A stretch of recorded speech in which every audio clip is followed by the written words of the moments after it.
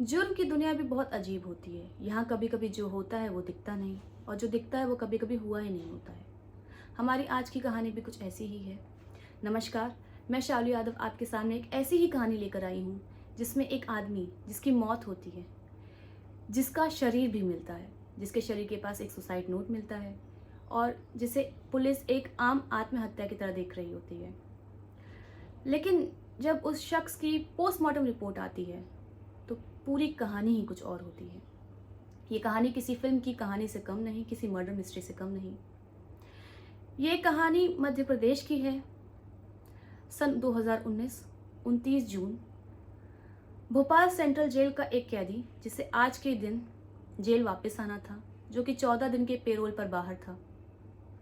Jail प्रशासन जिसका इंतजार कर रहा था। लेकिन तभी लोकल थाने से खबर आती है कि जिस कैदी का आप इंतजार कर रहे हैं उसकी मौत हो चुकी है। आग लगाकर उसने आत्महत्या कर ली है, और उसके घर में एक सुसाइड नोट भी मिला है जिसमें कारण साफ है कि वो अपनी जेल की ज़िंदगी से परेशान होकर आत्महत्या कर रहा है। हैंडराइटिंग भी उसी की है, और हमने लाश को पोस्टमार्टम के लिए भेज दिया है। रिपोर्ट आने के बाद हम इस केस को बंद कर देंगे। ये जानकारी पाकर जेल प्रशासन भी सोचता है कि ठीक है, हमें भी इस केस को बंद कर लेना चाहिए, फाइनल रिपोर्ट का इंतज़ार करना चाहिए। अब जिस कैदी की हम यहाँ बात कर रहे हैं उसका नाम है राजेश परमार। ये भोपाल के नीलबाड़ इलाके के हरिनगर में रहता था। इसकी आयु 34 वर्ष लगभग थी। इसे 2014 में एक मर्डर केस के इल्ज़ाम में गिरफ्तार किया गया था, और 2016 में इसे उम्र कैद की सज़ा सुना दी गई थी। ऐसी सज़ा काट रहा था, पर 2019 में इसके पिता की मृत्यु की वजह से इसे 14 दिन का पेरोल मिलता है। 15 जून को इसे पेरोल पर बाहर निकाला जाता है, और 29 जून को इसे वापस जेल आना था। पर 29 जून की सुबह लोकल थाने में खबर आती है कि इस कैदी के घर से बहुत तेज आग की लपटें निकल रही हैं। पुलिस वहां पहुंचती है मौके पर, और फायर ब्रिगेड भी आती है। आग बुझाई जाती है। बुझाने पर जब अंदर जाते हैं तो एक शख्स बहुत बुरी तरह से जला पड़ा हुआ होता है। उसका देख कर ही लग रहा था कि बचना मुश्किल है। फिर भी उसे अस्पताल ले जाया गया, जहां उसे मृत घोषित किया गया। अब उसकी लाश को पोस्टमार्टम के लिए भेजा गया, और उसके बाद उसकी लाश को उसके रिश्तेदारों को दे दिया गया। अंतिम संस्कार हुआ। अब 24 घंटे बाद जब पोस्टमार्टम रिपोर्ट सामने आती है, अब क्योंकि पुलिस इसे एक आम आत्महत्या का केस समझ रही होती है, केस बंद करने की तैयारी में होती है, लेकिन जब रिपोर्ट सामने आती है सब शौक रह जाते हैं, दंग रह जाते हैं। उस समय के एएसपी जो कि नीलबाड़ में तैनात थे, उन्होंने जब रिपोर्ट पढ़ी तो वो भी शॉक हो जाते हैं, क्योंकि रिपोर्ट में मृत्यु का कारण धुएं से दम घुटना नहीं बल्कि गला घोट के मार देना था। अब सब सोच में पड़ जाते हैं कि ऐसा कैसे हो सकता है, जिस आदमी ने सुसाइड नोट छोड़ा हो, अपने आप को आग लगाकर मारा हो, वो कैसे गला घोट के मर सकता है। तो अखिल जी ने इन्वेस्टिगेट करने का सोचा। हादसे की जो भी तस्वीरें थी वो मंगवाई गई। अब तस्वीरों को वो गौर से बारीकी से देखने लगे। तभी एक तस्वीर में वो देखते हैं कि जो लाश है उसके पैर दोनों जुड़े हुए हैं, जबकि ऐसा होता नहीं है, क्योंकि अगर कोई आदमी जल कर तड़प तड़प कर मर रहा है तो उसके हाथ और पैर बिखरे होने चाहिए, जुड़े हुए नहीं। और तभी दूसरी तस्वीर में उन्होंने गौर किया कि जो आदमी का चेहरा और सीना है वो ही बहुत बुरी तरह से जला हुआ है, और बाकी हाथ और पैर बहुत ही कम जले हैं, जो कि बहुत ही अब नॉर्मल सी बात है, क्योंकि अगर कोई जलता है तो वो पूरी तरह से बुरी तरह से जलता है। और साथ ही उसके हाथ और पैर बहुत अजीब तरीके से मुड़े हुए थे, जैसे कि किसी ने उसे बांध कर वहां पर लेटा दिया हो।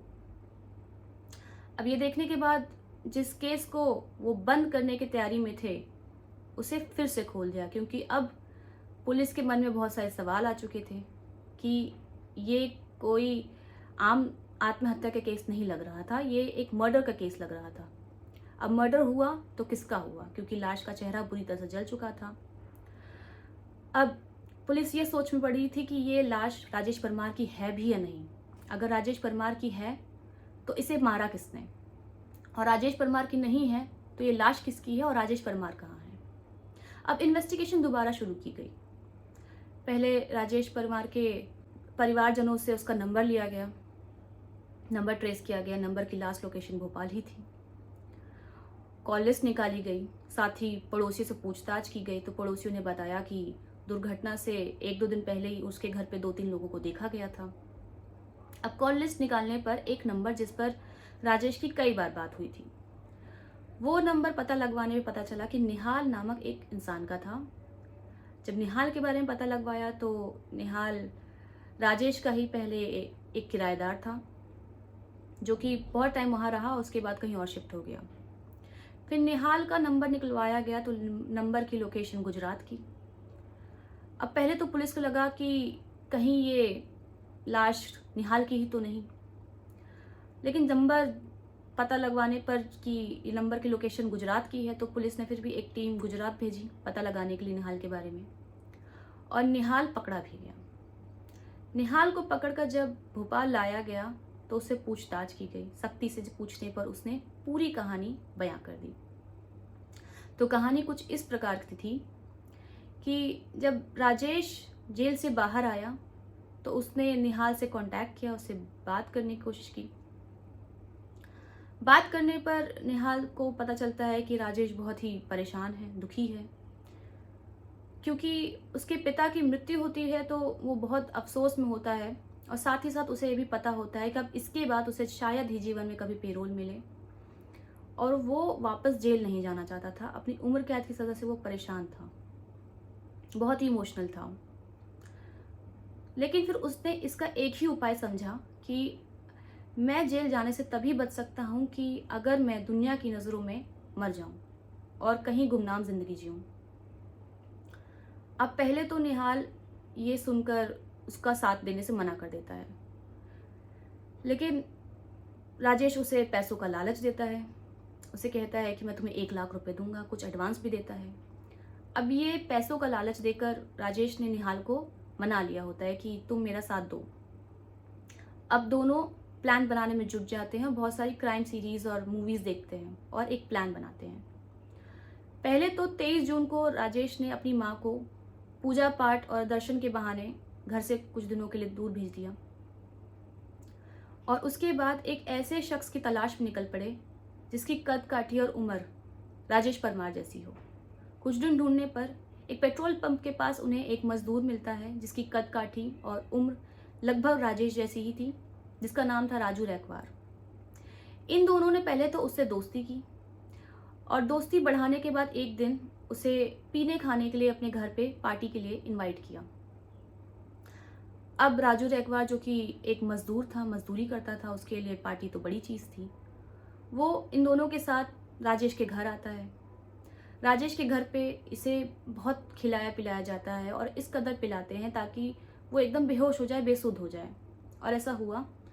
जब वो बेहोश हो चुका था तब राजेश ने गला घोंटकर उसकी हत्या कर दी, और उसके बाद उसके हाथ और पैर बांध दिए ताकि अगर वो होश में भी आए तो भाग ना पाए। और घर में जितनी भी किताबें और अखबार थे सब लाकर उसके ऊपर रख दिए। फिर इन्होंने पेट्रोल, जो कि बाइक में था, इनके बाइक से पेट्रोल निकाल के लेके आए, उसे पूरे घर में छिड़का, राजू रैकवार के ऊपर छिड़का। फिर एक सुसाइड नोट लिखा अपनी राइटिंग में, और उसे सही सलामत आसपास ही कहीं रख दिया ताकि वो जले ना, पुलिस को मिल जाए। और इसके बाद अब सोचा कि घर में बाहर के सामने से गेट से निकलेंगे, और गेट अगर बाहर से बंद होगा तो शक होगा, इसलिए दोनों छत से कूदकर बाहर आए घर के, और फिर खिड़की से तीली लगाकर आग लगा दी और तीली को अंदर फेंक दिया। जब लपटें बहुत तेज होने लगी तब ये दोनों वहां से फरार हो गए। इसके बाद राजेश ने निहाल का एक पुराना सिम कार्ड लिया और साउथ इंडिया की तरफ निकल पड़ा। अब इधर निहाल ने जब पूरी कहानी बताई तो पुलिस भी हैरान कि ये तो एकदम फिल्मी कहानी जैसी लग रही है, लेकिन उन्हें लगा कि जिस हिसाब से राजेश ने निहाल से मदद ली है, शायद हो सकता है कि फिर से निहाल के पास फ़ोन करे, और जब फ़ोन करेगा तो इस बार हम उसे दबोच लेंगे। और ऐसा हुआ भी। तकरीबन 24 घंटे बाद ही निहाल के पास राजेश का फ़ोन आता है। पहले तो वो पूछताछ करता है कि सब वहाँ ठीक है, कुछ गड़बड़ तो नहीं हुआ, किसी को शक तो नहीं हो रहा, कोई दिक्कत तो नहीं हो रही। तब निहाल कहता है कि नहीं भाई, कोई बात ऐसी नहीं है, यहाँ सब कुछ ठीक है, कोई गड़बड़ नहीं हुई है, पुलिस वाले भी अपना काम जैसे हमने सोचा था वैसे ही कर रहे हैं, आत्महत्या की तरह ही देख रहे हैं। अब इस पे निहाल को राजेश कहता है कि उसे फिर से उसकी मदद की ज़रूरत है, उसे यहाँ कुछ ज़रूरत है, क्या उसका कोई दोस्त है जो कि उसकी मदद कर सकता है। राजेश इस वक्त चेन्नई में था और चेन्नई के में ही उसे दोस्त से मदद चाहिए थी। तब निहाल पुलिस वालों के साथ ही बैठा हुआ होता है और उनको देख रहा होता है। पुलिस वाले के इशारे करने पर निहाल कहता है कि ठीक है, मैं पता कर कर तुम्हें दोबारा फ़ोन करता हूँ। अब पुलिस वालों ने भी सोच लिया था कि इसके साथ भी इसी तरह एक खेल खेला जाए, एक फिल्मी अंदाज में ही इसे पकड़ा जाएगा। अब पुलिस वालों निहाल से कॉल करवाते हैं और कहते हैं कि हाँ, मेरे कुछ दोस्त हैं, मैं तुम्हें लोकेशन भेजता हूँ, नंबर भेजता हूँ, फला फला जगह पे जाके उनको फ़ोन करके कांटेक्ट कर लेना, तुम्हें मिल जाएंगे। अब पुलिस यहाँ से तब तक एक टीम चेन्नई के लिए रवाना कर चुकी थी। वहाँ पर उन्हें चेन्नई के लोकल्स की तरह रेडी होकर निहाल के दोस्त की तरह राजेश से मिलना था। और जब राजेश वहाँ आया उनसे मिलने, तभी पुलिस वालों ने उसे दबोचा और उसे गिरफ्तार कर कर वापस भोपाल लेके आए।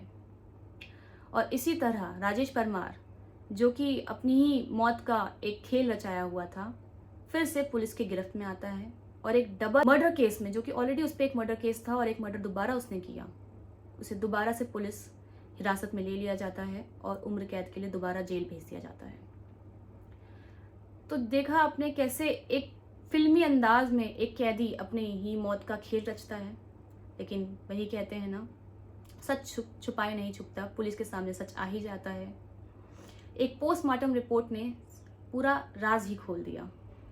आशा करती हूँ कि आप मेरे साथ यूं ही बने रहेंगे, मेरे चैनल को लाइक, शेयर और सब्सक्राइब करेंगे, मुझे सपोर्ट करेंगे और आगे ऐसी ही और कहानी सुनने के लिए मेरे साथ यूं ही बने रहेंगे। धन्यवाद।